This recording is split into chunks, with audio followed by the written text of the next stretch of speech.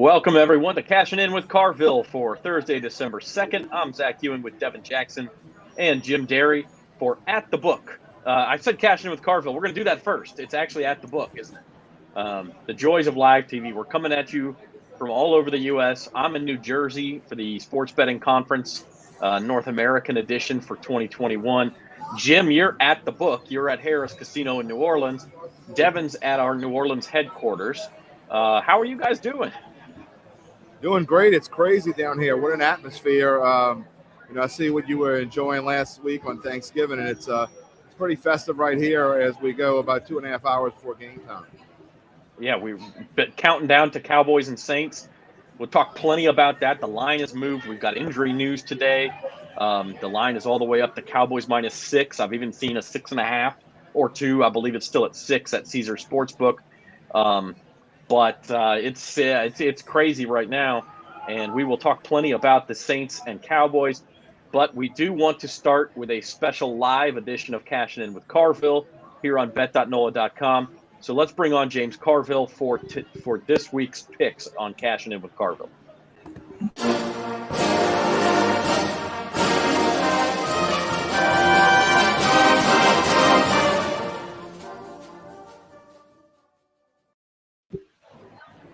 Well, there's James Carville. It's Cashin' In with Carville for Thursday, December 2nd, coming to you live on At the Book this week. Zach Ewing along with Devin Jackson and Jim Derry.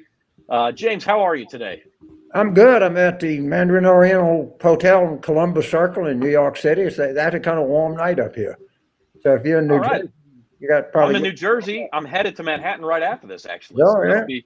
It'll be a lot of fun. We're going to go see You might see me on the street. All right. We're going to go see the Christmas tree at Rockefeller Center. They just lit it, so. Yeah, I'm going to drive by that. I got to go to something in Lower Manhattan, so I'm sure I'll go by take Fifth Avenue. All right. Christmas tree. Since we've all got plans, then let's get to the picks this week. But first of all, I guess before we get to the picks, we've got to ask you, you've got the hat on. Scott Woodward landed his big fish this week at LSU. Brian Kelly is the new head coach of the Fighting Tigers. What are your thoughts on, obviously, a very big hire? Scott came down here, and he told me that you got to understand, James, this is at least a top 3 coaching job in college football, maybe the best. And he was the AD at the University of Washington, was the AD at A&M. He's the most experienced athletic administrator by far in the United States. And his assessment was right. And it was kind of seeing everybody going, well, Lincoln Riley's not coming here. This has happened, that's happened. The whole time he knew exactly who he wanted. And this guy is like, all he does is win. I mean, if you just look at where he's been and what he's done, he's a winner through and through and through. And I think that, I think we got an outstanding president in Baton Rouge. We got an outstanding athletic director, and we have an outstanding head football coach. I mean, I'm as bullish about LSU as I can possibly be, and I think for good reason. I think the future of LSU Baton Rouge is bright on a lot of different fronts. Yeah, and obviously Brian Kelly thinks so too. I mean, for one thing, they put an awful lot of zeros on that number next to his salary. But besides that, it seems like he really buys into the idea that you can come to Baton Rouge and not just win a championship, but win multiple championships. Well, we won 3 in this century with 3 different coaches, right? I mean, of course he buys in, and that's why he's here. He's not here for any other reason. He's not here to win the SEC West, all right? He was placed here to win championships, and I think there's a good chance he's going to do that. I know he if you look at his record, it's hard to imagine, a better resume that ever came to LSU or most anywhere else for that matter. Oh, in fact, Notre Dame still has a chance to get to the playoff this year if things go right on Saturday. Right. And I wish him well, but man, it startled people to think, well, somebody's going to leave Notre Dame to come to LSU. Yeah, LSU's a much better job. And Scott figured that out ahead of everybody else. We have a syndrome in Louisiana that we just think we can't be that good. Yeah, we can. We were that good in 2019, and we can be that good again. It's totally realistic to wish for that. I'm getting pumped up. I'm not even an LSU fan. I'm getting pumped up listening. You should be pumped up, and this is a huge story. And across the board, you should be pumped up about football. The basketball team looking good this year. The baseball team is going to be gangbusters. This guy is the best college baseball coach in the country. Women's basketball is on fire. Gymnastics stays on fire. I mean, what's there not to like right now? Not much. No, that is true. And speaking of championships, let's get into our college football picks for the week. Okay. We'll start Saturday morning. Oklahoma State playing Baylor in the Big 12 championship. Still a chance for Oklahoma State to get in the playoff, maybe even an outside chance for Dave Aranda and the Bears to get into the playoff. Oklahoma State laying 5.5 here. Where do you come down on it? Oklahoma State. I think Oklahoma State is richly deserving. I mean, they had one loss to Iowa State, and they beat Baylor. They're going to be hard to keep out.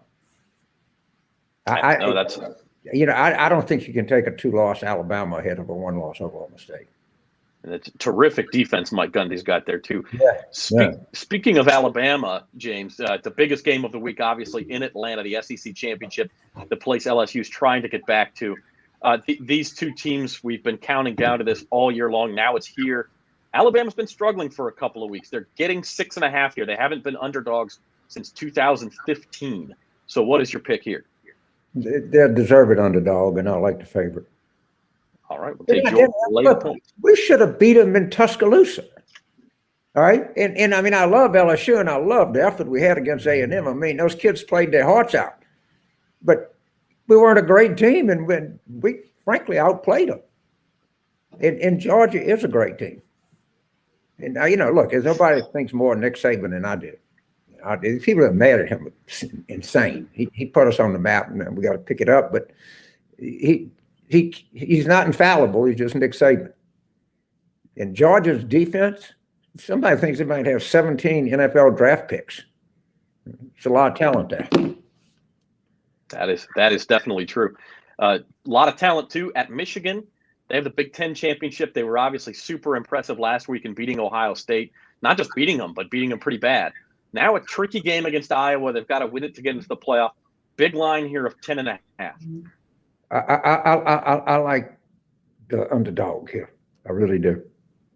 That's a 10.5 is a lot of points, and you can't imagine what Michigan put on the field to beat Ohio State like they did. I mean, that was the culmination of the season. Now they got to come back, go to Indianapolis, and play Iowa.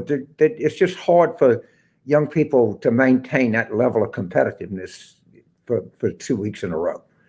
And Iowa's got good. That Kirk is one of the best coaches in college football, and they're not bad. And 10.5 points, a lot of points, a lot. Especially in what could be a low-scoring game.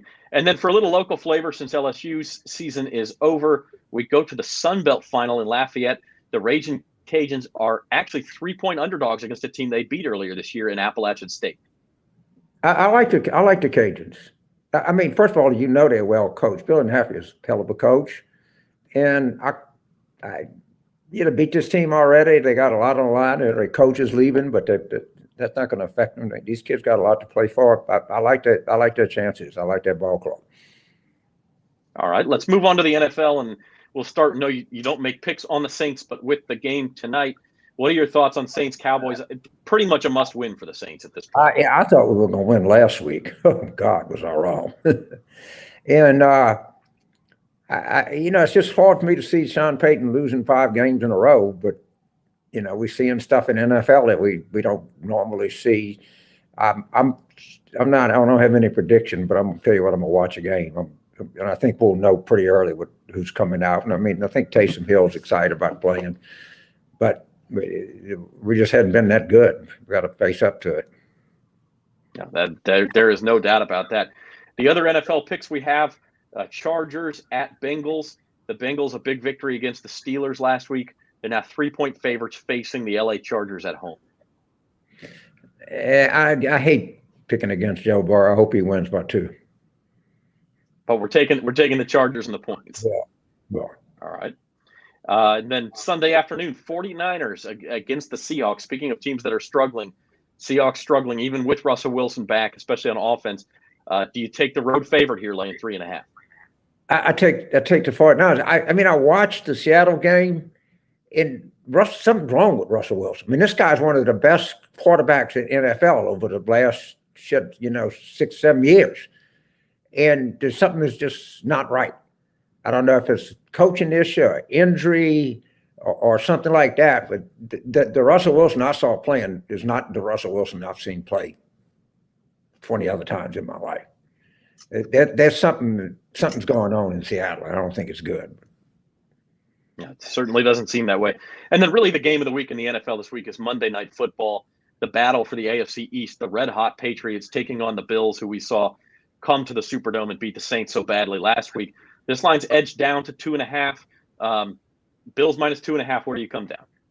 I take the Bills. They can win that game by 3 easily. And they're at home. I don't know if there was a function of them being that good or us being that bad. Right now, I hope it's the former, not the latter. But we'll find out. It's a big game. And, I mean, those people in Buffalo are going to be going absolutely nuts Monday night. That I can promise you. That is for sure. Well, James, for a little lanyap this week, since we have Jim and Devin with us, guys, you have anything to ask James while we're here? Well, I'll say this, James. You talk about Sean Payton not losing that much 5 in a row. He's never done it. He's never lost 5 games in a row, and I don't think this is the worst Saints team he's ever had. He's got a lot of issues, but I tell you, it's tough to pick against the Saints, even with all their issues tonight. Yeah, I mean, and the Cowboys, they're a little bit they're better record than us, but they're uneven too. It's going to be interesting. I'm just into the game. I just want us to win. I want to get back on track here, but it'll be a hell of a night. My question is, Billy Napier going to Florida. What did you think about that move, and how do you think that will affect the SEC going forward? Well, first of all, there's no reason that Florida should not have a winning football program. They have the fan base, they have resources, they're located in a place that has, great talent. Obviously, Napier can coach, all right, but the view is at Louisiana Lafayette, he was able to evaluate talent. He never got 4-star athletes, but he knew who were the better of the 2-star athletes. And of course, at Florida, you can't win with 2- and 3-star athletes. You got to get 4 and 5s. And I don't think there's much doubt that he can coach him on the field. The open question is recruiting. Absolutely. Well, James, we appreciate your time as always. Enjoy Manhattan, and I'll wave if I see you rolling down Fifth Avenue. Good deal. All right.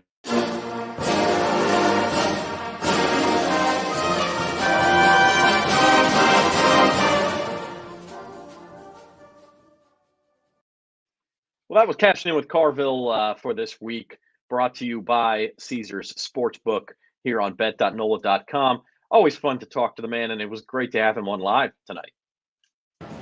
Sure, I'm glad I actually got to participate in one of those things, get a chance to talk to him. And you know what? He may be a political guy and all, but I like his strategy and what he says and his thinking process. And I know he's probably getting a little help from some people in the know, but his philosophy is a good one, and I agree with most of his picks. He's got his bookie on the bayou. I'm kind of an outlier this week, as we'll see. I got a lot of picks that go against the grain, so it's either going to be a real good week for me or a real bad week for me.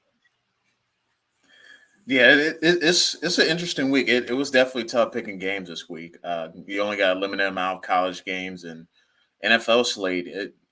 It's an interesting week for sure. Outside of the big games, there's not a lot of lines that I liked from the NFL slate. So we'll see what happens. See, I'm just the opposite. There were a lot of things that I did like this week, so I don't know if that's good or bad. I felt better about my NFL picks this week than I probably have in 3 or 4 weeks. So I don't know if that's good or bad. We'll find out. Confidence can be dangerous, man, in this business. Sure. Sure. Well, speaking of confidence or lack thereof, the Saints tonight. Let's dive in on that game for a minute. The Saints are +6. Is that still the line behind you there, Jim? That I can't turn around far enough to see that, but it was the last I saw. That is what the line was. I believe that is correct. Oh, you know what? I'm looking now on the mobile app, and it has moved to 6.5. So the money continues to steam in on Dallas. That is excellent. The interesting thing here is, and that over-under, by the way, is ticked down to 46 now as well, which I actually agree with that move. I think the under may be the play that I make tonight. I don't like the spread on either side necessarily. It kind of feels, you said this earlier, Jim, it feels like one of those ugly games.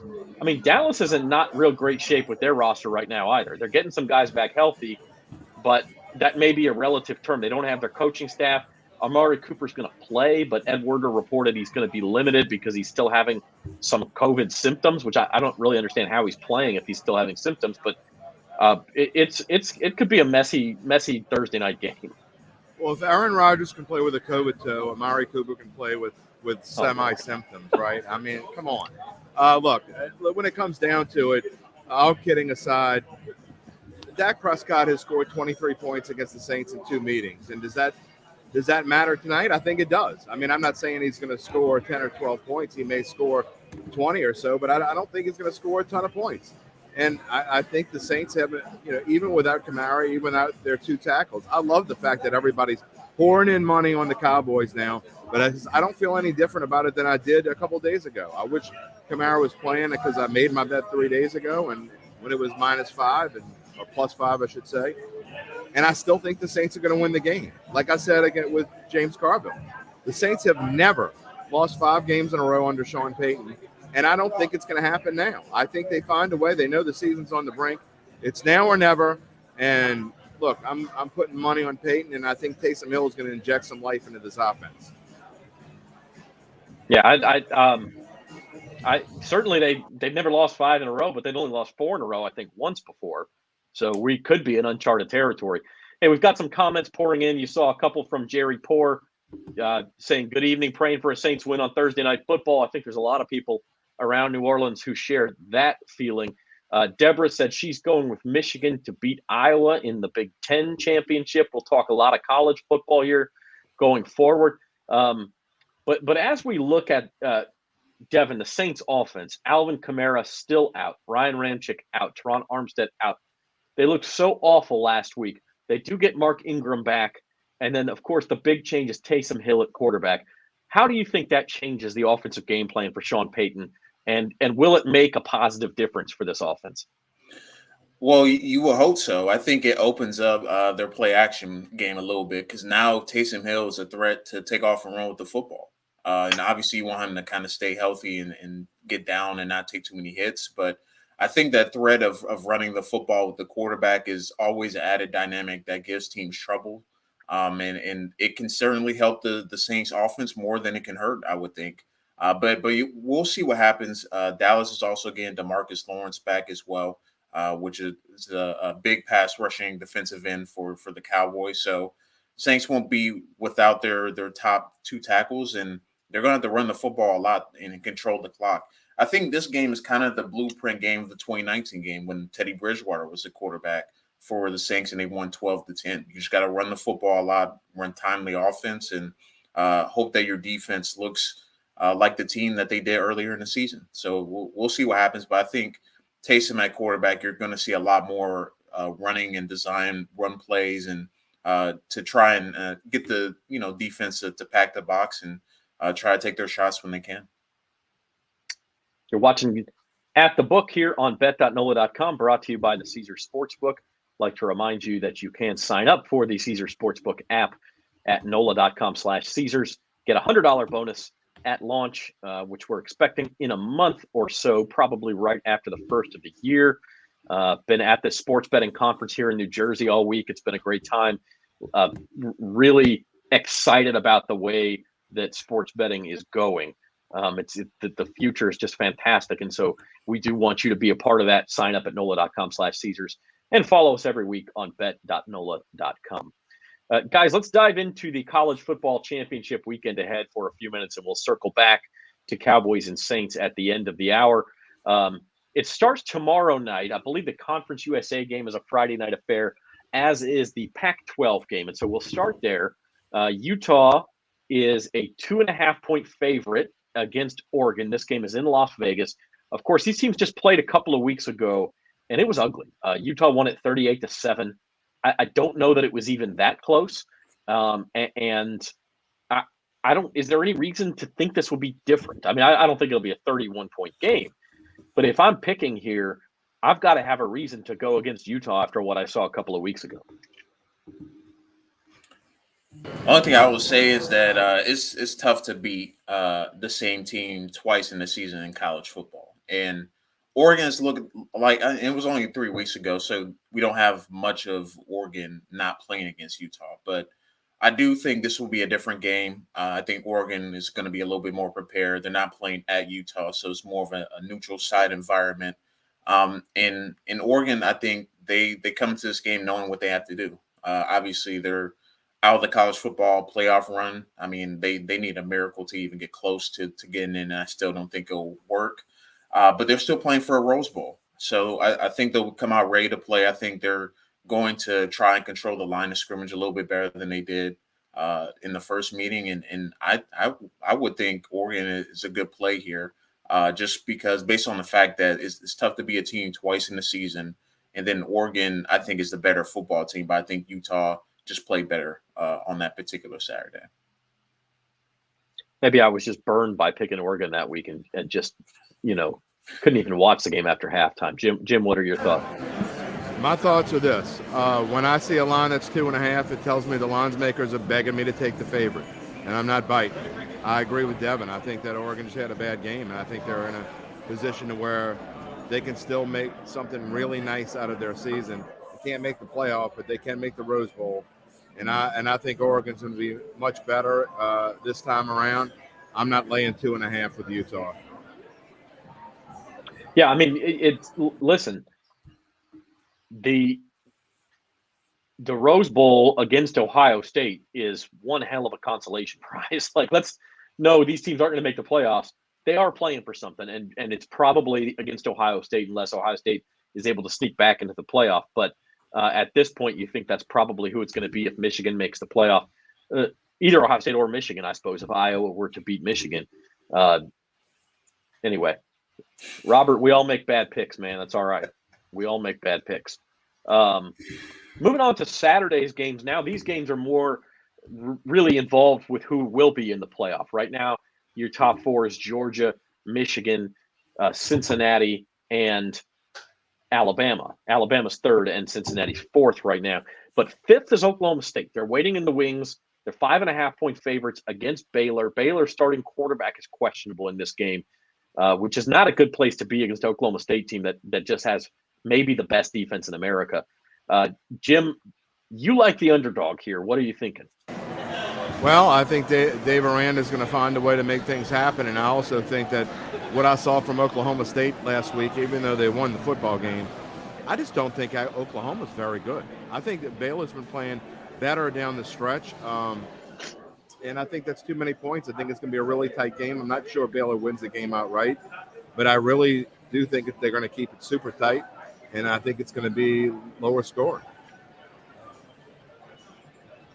Yeah, I mean, I think that's probably the way I would play it too, is the under. I do like Baylor. I don't feel real strongly about it, but I did put it in big bucks. I'm the opposite of you. I did not like a lot of games this weekend, so I was searching a little bit for big bucks picks, but this was one I went with Baylor. How about you, Devin? Yeah, this one's an interesting one. I don't particularly like the line because I think this is going to be a close game between these two teams. Both great defenses, both led by their defenses. Offense, not really a forethought on either team's mind. So I would probably if I had to take a team, I would take Baylor to cover. I think Oklahoma State ultimately wins. I think they're going to make just a few more plays. I worry about Baylor's offense and kind of the revolving door they had at quarterback. But if Baylor can control the game and run the football, I think Baylor has a good shot to win this one. You're watching At the Book on bet.nola.com, brought to you by Caesar Sportsbook. Hey, hit the like button, hit the subscribe button. Keep leaving your comments. We'll get to as many as we can. Moving on to more championship game action on Saturday. The next one we've got to believe it. We have Cincinnati and Houston up next. Oh, no, I'm sorry. We'll go to Sun Belt. We talked about this with Carville, App State, and UL. This is another rematch, and it was a game won by the Raging Cajuns rather easily in the regular season. But App State comes to town, comes to Lafayette, and they're favored still. What does that tell you when you look at what the odds makers have done, Jim?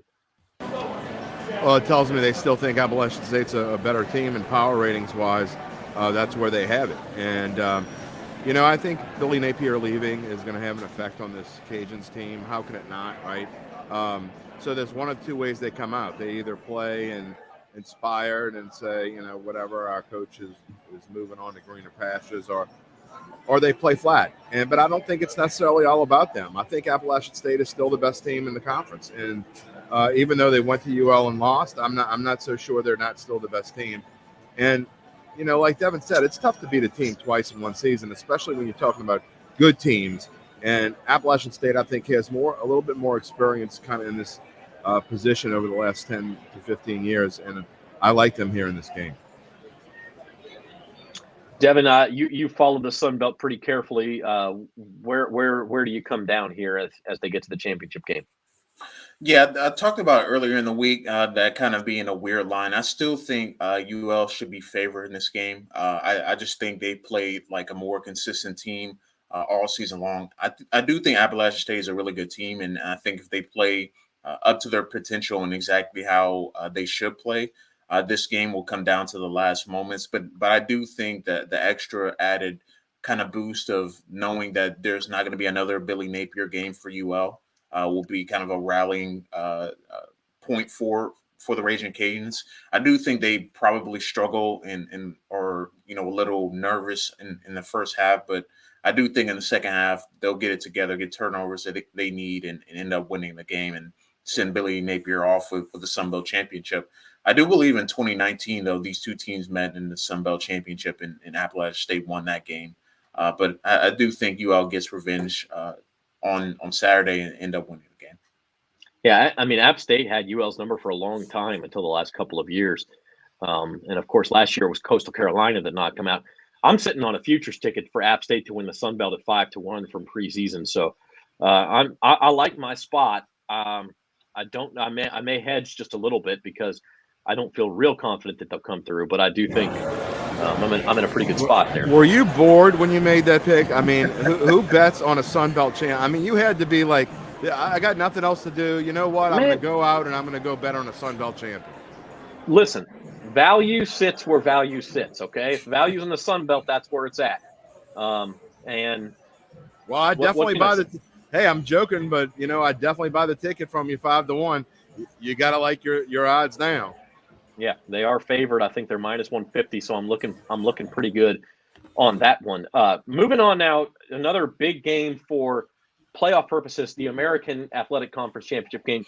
Houston at Cincinnati. This is one of the conferences like the Sun Belt where the higher seed gets to be at home, and so this is at UC. They're 10.5-point favorites.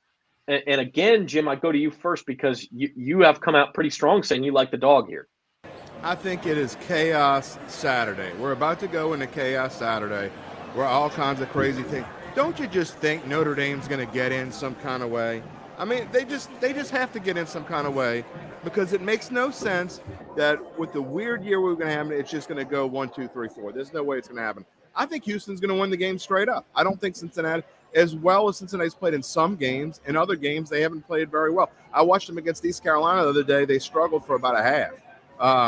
And I've watched them in other games. I watched them against Tulane struggle. Tulane had a chance to beat them. I'm not sold on this Cincinnati team at all. And Houston's just kind of flying under the radar, and I think they can make a muck of this whole American Conference thing. And I know you love Cincinnati and don't want that to happen, but just make a mess of it. Make a mess. I just want to see. I want to see the have-nots get one for once. Although Cincinnati's joining the Big 12, so they're not a have-not for too much longer. I will say this: I think the refs. And don't you laugh at me when I talk about conspiracy theories. Don't be surprised if Houston gets the benefit of some big-time calls in this game, because if you don't think the NCAA wants Houston to win, or if you don't think they don't want Houston to win, you're crazy. They don't want Cincinnati to win this football game. My counter argument to that, though, is that these are going to be American Athletic Conference officials, and the American Athletic Conference does want Cincinnati to win. They've never had a team officials in the playoff. don't care about that. If the conference tells them to care about it, they Who's might got care more about money, the NCAA or the American Football Conference or the American Athletic Conference? Answer that. it. I guess who has their ear more would be my question. Just Robert saying. says Cincinnati rolls. They like to run it up. He'll bet you a bowl of gumbo and half a po' boy at Liuza's. You're on. That's You're Cincinnati. on, Robert. Listen, somebody's going to be eating good, man. Yo, I Somebody's get the gonna 10.5 though, right? I'm not betting that a money line bet. I'm not giving up. What? I mean, it's only a bowl of gumbo and a half a po' boy, and I love Liuzas, but I'm not giving that away. You got to give the money line's like plus 350, so I guess you get like 3.5 bowls of gumbo. Oh no, he's okay. Robert says yes. You're there. We getting go. 10.5. We're on. Okay. You're on, Robert. All right, you guys are going to have to connect after Saturday. Devin, talk some sense into us, man. What do you see here in the American game?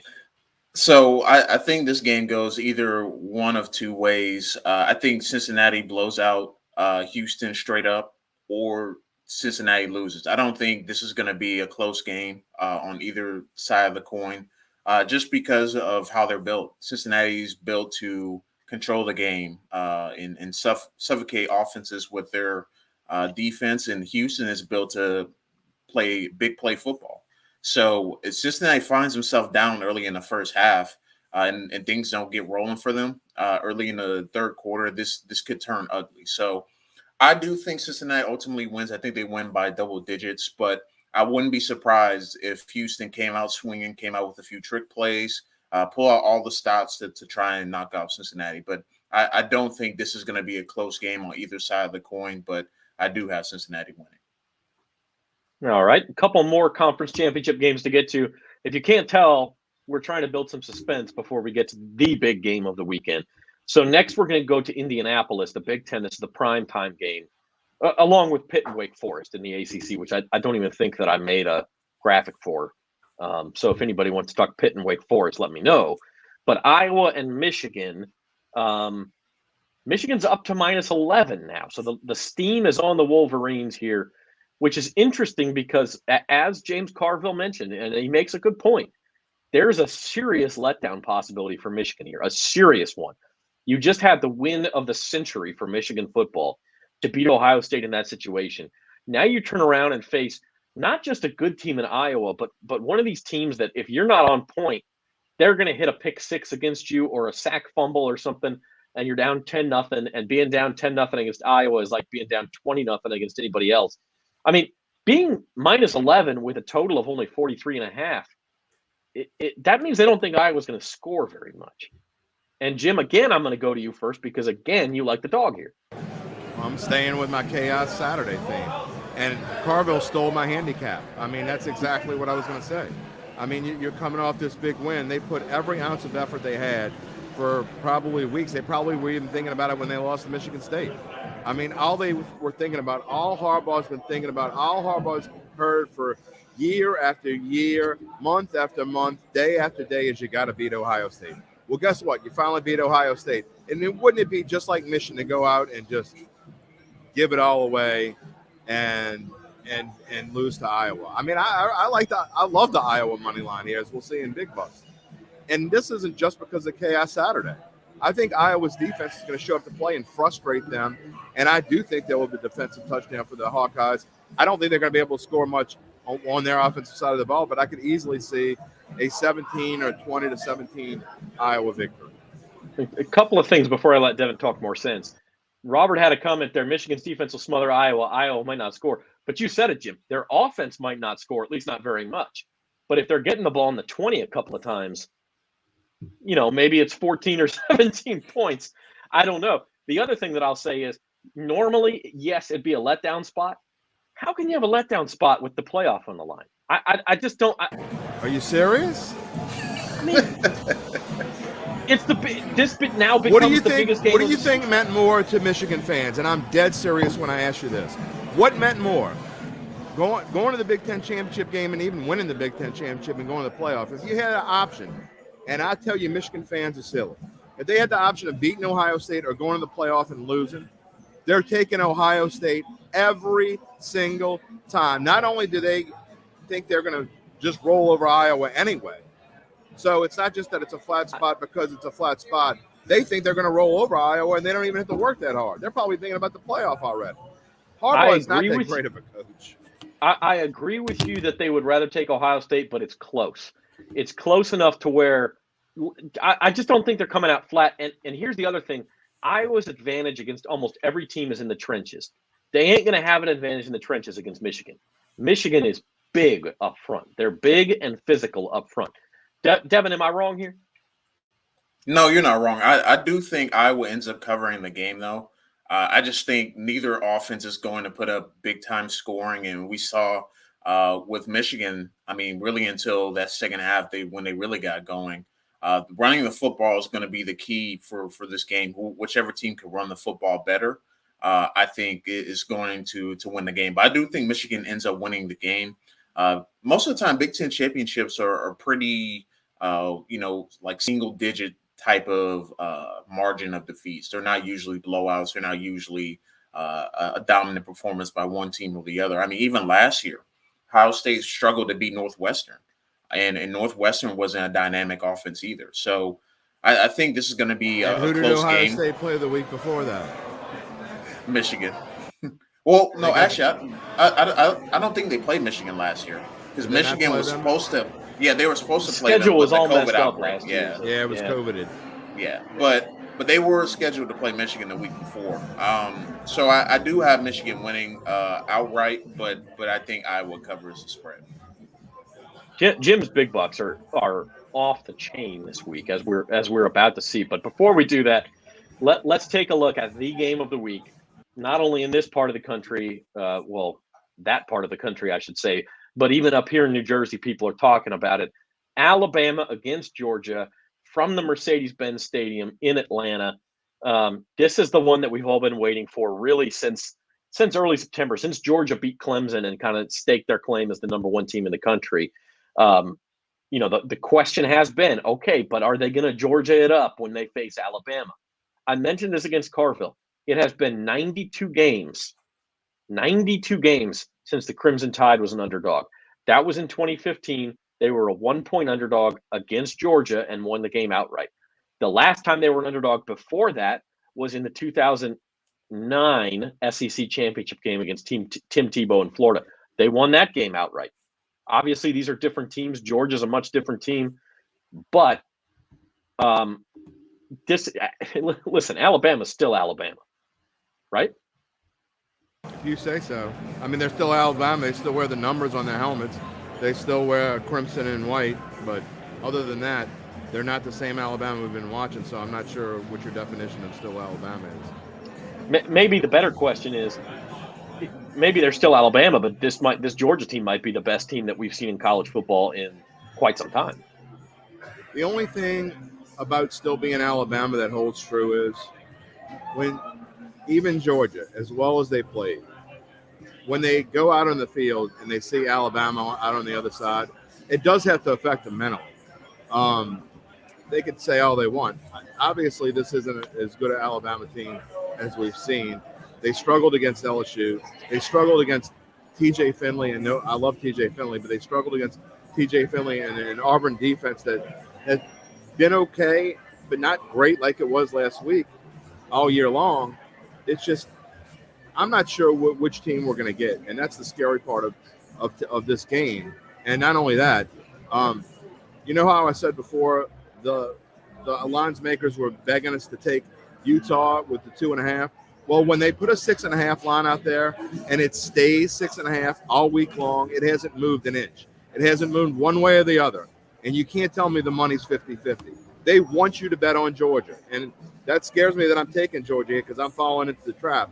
I just think Georgia is that much better. I think this is Kirby Smart's chance to make a statement and go into the playoffs with some momentum, kind of like LSU did against Georgia in 2019. But I don't like the fact that the spread hasn't moved at all. I don't know whether it's the squares are betting all over Alabama or whether there have been enough sharp money to keep this even. But it seems very odd that the line stayed exactly 6.5 all week long. I mean, every half point in that range is so big to move to 6 or to move to 7. And so there could be, maybe it takes a lot of money that we just haven't seen yet to move it. I'm going to take Alabama on the spread. I think Georgia wins outright. I just think it's a close game either way. I don't see Alabama getting blown out. However, I will say Bryce Young has been put under pressure the last couple of weeks by Arkansas and by Auburn, and he has struggled a little bit. He didn't really struggle against Arkansas, but we saw him struggle against Auburn a little bit. Now, he lost his top receiver to a targeting suspension in the first half of that game, and he'll be back, John Minchie. But I just don't know they got enough to beat Georgia. I do think it'll be a close game, and I like getting the points here. Devin, how about you? I like Alabama to cover as well. I just look back at the history between Kirby Smart and Nick Saban. Nick Saban has outcoached him nearly every game. And it really doesn't. If you look over the first three quarters, I mean, excluding the game from last year, because Alabama beat Georgia pretty handily. We look at the SEC championship from a couple years ago, and then the national championship from a couple years ago. Georgia was in control in both of those games, but it came down to late decision making, fourth quarter. I think it's going to come down to this in this game as well. But if Georgia or if Alabama has a chance at the end of the game to either tie or win the game, I do like Georgia's defense a little bit better. I think they're going to be able to close out Alabama this year with what they have on defense, and I think it'll end up probably being like a 27-23 final. I think, but I'm taking Georgia to win. Yeah, I agree with you, Devin. We finally found where Robert and Jim are on the same side there. They both like Georgia.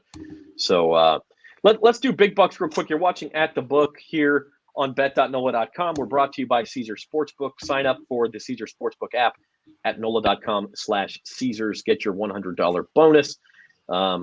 Looking back real quick at last week's results, it was another ugly week for Jim Derry. Trusting the Tennessee Titans. Oh, you love saying that. It just didn't work out. Minus $206. It was a nice week for yours truly, up $147. Go Fighting Irish. Brian Kelly got the cover for me last week in Stanford. And Devin, I think you won just about every pick you made except for your number one pick, which was Akron. See, this is my quick rant of the week. So Akron is covering with like 20 seconds left, and Toledo has the ball. And I missed this. And they're up by, I believe they were up by 28. So Toledo has the ball. They're in the red zone. Toledo scores a touchdown with 14 seconds left, already up 28 points. So that's a quick reason why that one didn't work out. But I had the right thinking, but Toledo decided to score with less than a minute to go instead of taking a knee. So that is a bad. Go ahead. I have to look and to go along with. Not that it matters in the grand scheme of things, because I'm down so much, but I'm not sure that I quite lost that much. I should have looked at that slide a little bit better. I gotta go. Double check we'll my worry about work. it after. Double check my work. It's still bad. I think you lost. It's still bad. You lost quite a bit. You lost $140 on Tennessee alone. So still bad. Thank you, Robert, for the kind words there. We really just started this show a couple months ago, so we're glad we found you as well. Robert, go find Datitude. Robert, go listen to the Datitude podcast. We're 30 episodes in, and we like to have fun on that show as well. Absolutely. And by the way, the lesson here is that bad beats even happen to Devin Jackson. Yes, ladies and gentlemen, they can happen to you as well. So Devin suffered a bad beat. He hasn't had too many of those this year, but he had one with a lot of money on the line on Saturday. So week 13 best bets. Interesting to see you go to the NFL, Devin. You've been so good on college football, but your number one pick this week is the Rams to cover a big number. Yeah, I'm not super confident about the college football picks this weekend, just because Jim mentioned Chaos Saturday, college championship weekend. There are a lot of teams that backdoor cover, and I just didn't want to fall victim to that. So I decided to go to NFL with the Rams. They have been struggling as of late, but they beat up on bad teams this year. So I'm going to keep that train rolling. I think they cover that 13-point spread against the Jags. And Jim, you and I are at odds a little bit here because I've got the Jets plus 6.5. Not to say that we couldn't both win these bets, but my best bet is Jets over the Eagles. I did not like the way the Eagles looked against the Giants last week. I think in the trenches, the Jets win this battle.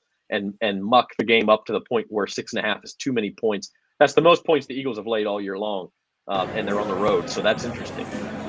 I don't think the Jets have won many battles in any trench or anything this year. So I don't know.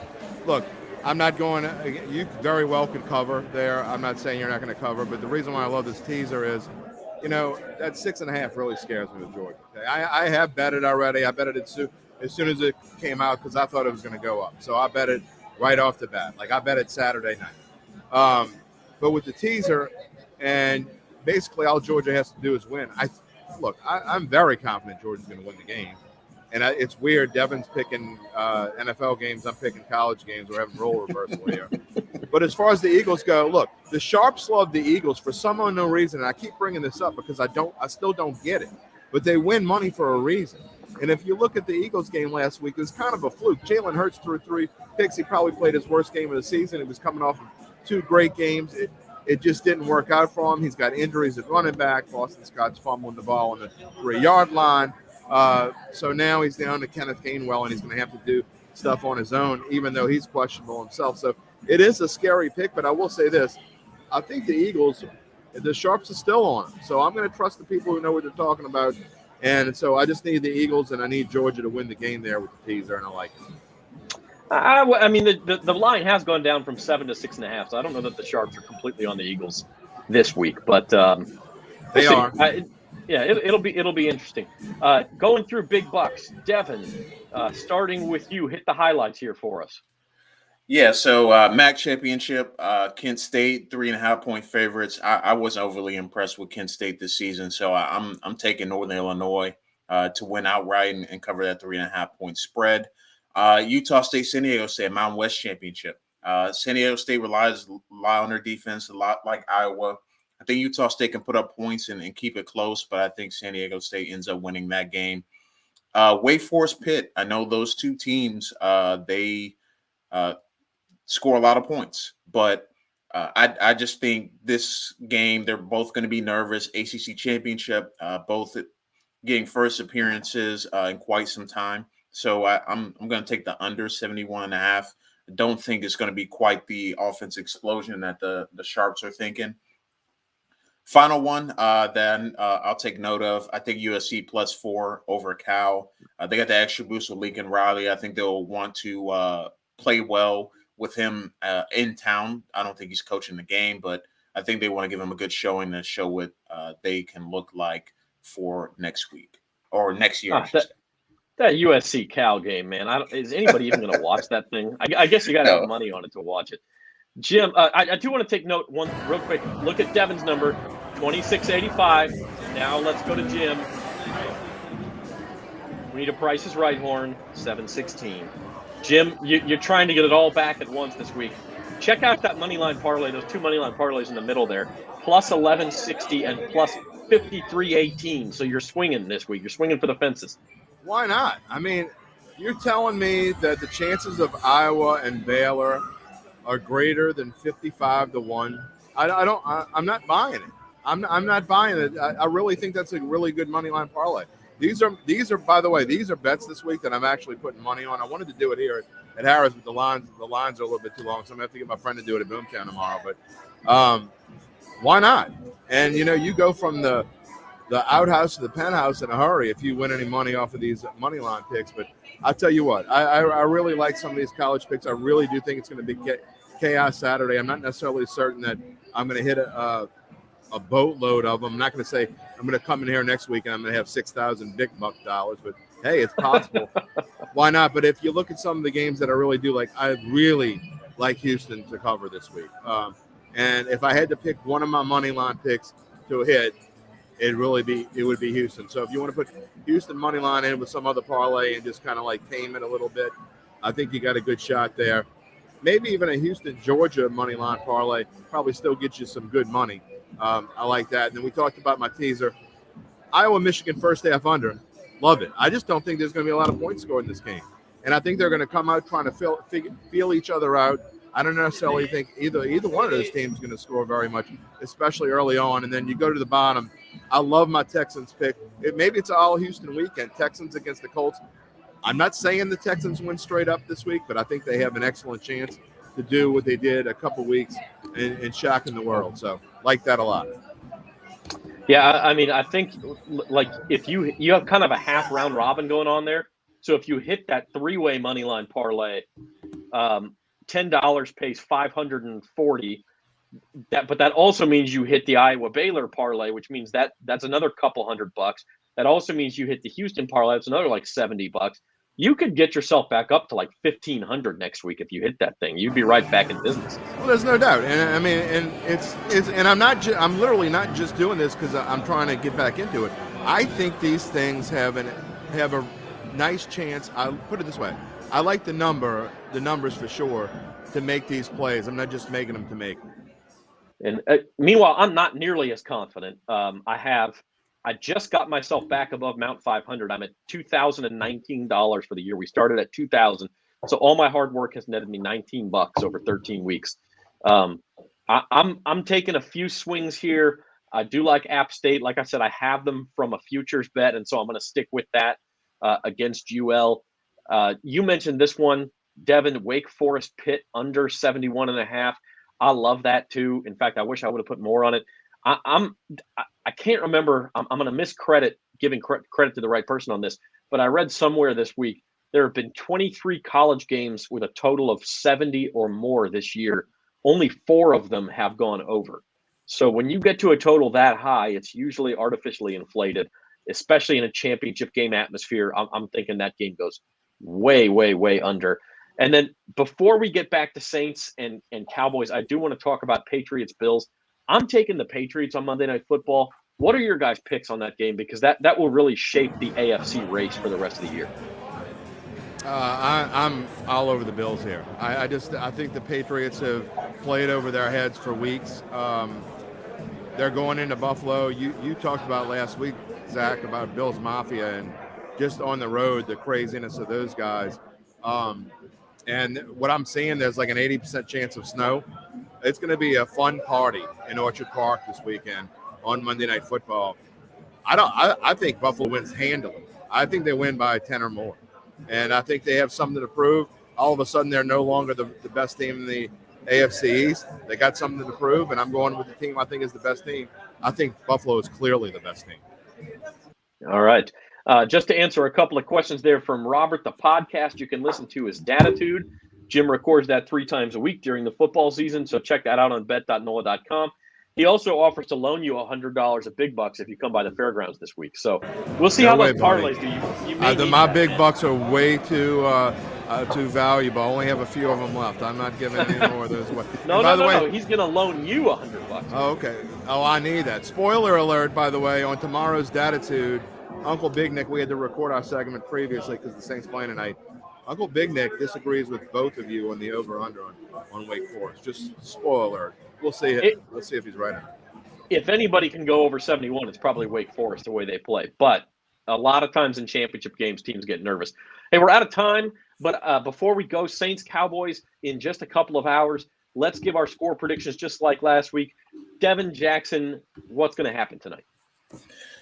I think it's going to be a low-scoring game. I just don't foresee neither offense really getting going, but I'm going to take the Saints to win. I think they win 20-17. I think they get just enough offense to sustain drives, and Taysom Hill is going to be the X factor in tonight's game.